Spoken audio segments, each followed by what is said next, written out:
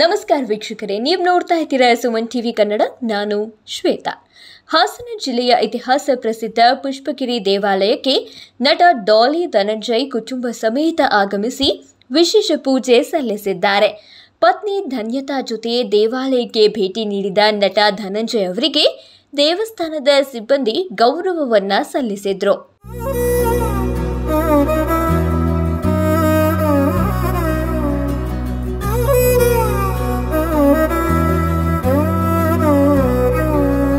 ನಿಸಗರಿ ಮಗ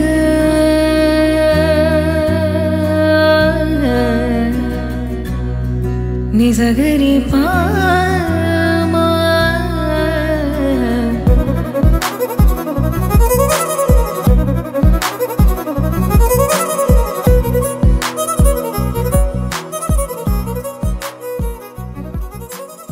ಯುಗಾದಿ ಹಬ್ಬದ ಹಿನ್ನೆಲೆಯಲ್ಲಿ ಶ್ರೀ ಕ್ಷೇತ್ರ ಪುಷ್ಪಗಿರಿಯಲ್ಲಿ ಶ್ರೀ ಮಲ್ಲಿಕಾರ್ಜುನ ಸ್ವಾಮಿಗೆ ವಿಶೇಷ ಪೂಜೆ ನೆರವೇರುತ್ತೆ.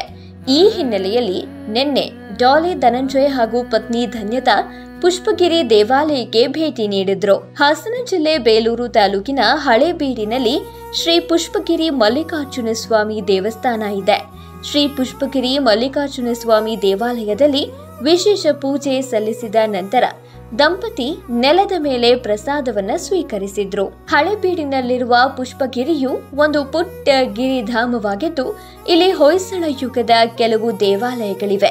ಇಲ್ಲಿ ಶ್ರೀ ಮಲ್ಲಿಕಾರ್ಜುನ ಸ್ವಾಮಿ, ಶ್ರೀ ಪಾರ್ವತಮ್ಮನವರ ಗಿರಿಜಾ ಕಲ್ಯಾಣೋತ್ಸವ ಮತ್ತು ದಿವ್ಯ ರಥೋತ್ಸವ ಅದ್ದೂರಿಯಾಗಿ ಆಚರಿಸಲಾಗುತ್ತೆ. ಇನ್ನು ಇತ್ತೀಚೆಗಷ್ಟೇ ಡಾಲಿ ಧನಂಜಯ್ ಹಾಗೂ ಧನ್ಯತಾ ವಿವಾಹ ಬಲು ಅದ್ದೂರಿಯಾಗಿ ಮೈಸೂರು ನಗರದಲ್ಲಿ ನೆರವೇರಿತು. ಮೈಸೂರು ಅರಮನೆ ಮುಂಭಾಗದ ಎಕ್ಸಿಬಿಷನ್ ಗ್ರೌಂಡ್ನಲ್ಲಿ ಡಾಲಿ ಹಾಗೂ ಧನ್ಯತಾ ವಿವಾಹ ಕಾರ್ಯಕ್ರಮ ಜರುಗಿತು.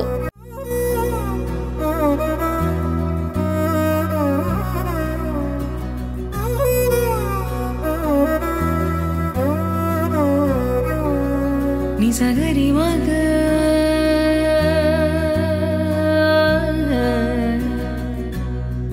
ನಿಸಗರಿ ಪಾ. ಡಾಲಿ ಧನಂಜಯ್ಗೆ ದೊಡ್ಡ ಸಂಖ್ಯೆಯ ಅಭಿಮಾನಿ ವರ್ಗವಿದ್ದು, ಅವರ ಜೊತೆಗೆ ಚಿತ್ರರಂಗದ ಗಣ್ಯಾತಿ ಗಣ್ಯರು, ರಾಜ್ಯದ ಪ್ರಮುಖ ರಾಜಕಾರಣಿಗಳು ಸಹ ಮದುವೆಗೆ ಆಗಮಿಸಿದ್ರು. ಫೆಬ್ರವರಿ 15ರಂದು ಆರತಕ್ಷತೆ ಮತ್ತು ಫೆಬ್ರವರಿ 16ರಂದು ಮದುವೆಗೆ ಆಗಮಿಸಿದ್ರು.